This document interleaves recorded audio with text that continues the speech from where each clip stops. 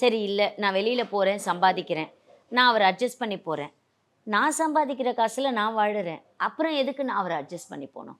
அப்போ இவங்களுக்கு என்ன ஒரு விஷயம்னா, இந்த குடும்பத்தினால, இந்த குழந்தைங்கள்னால, இந்த குடும்பம் அப்படிங்கிற இன்ஸ்டிடியூஷனை காப்பாற்றுறதுனால அவங்களுக்கு என்ன கிடைக்குது அப்படிங்கிறது சரியாக நம்ம போய் ரீச் பண்ண வைக்கலைங்கிறது தான்.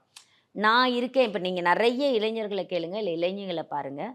அவங்களோட விஷயம் என்னென்னா, நான் ஏன் விஷயம், என்னோட சந்தோஷம், எனக்கு என்ன தேவை, என்னோட பார்வை, இவ்வளோ தான் பார்க்குறாங்களே ஒழிய, நம்ம ஒருத்தரும் சேர்ந்தது ஒரு சமூகம். இந்த நம்ம என்ன பண்ணுறோமோ அது இந்த சமூகத்துக்கான முடிவு. நான் என்ன பண்ணுறேனோ அது இந்த சமூகத்துக்கு போய் சேரப்போகுது. இந்த சமூகம் என்ன பண்ணுதோ அது எனக்கு வர சேரப்போகிறது.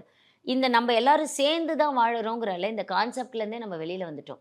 எனக்கு என்ன வருதுன்னு அவங்களுக்கு தெரியல. இந்த நான் ஏன் அட்ஜஸ்ட் பண்ணணும்? அதுதான் எல்லாரோட கேள்வியாக இருக்குது. கேப் புக் பண்ணீங்கன்னா இனி அதை ரெட் டாக்ஸியில் புக் பண்ணுங்க.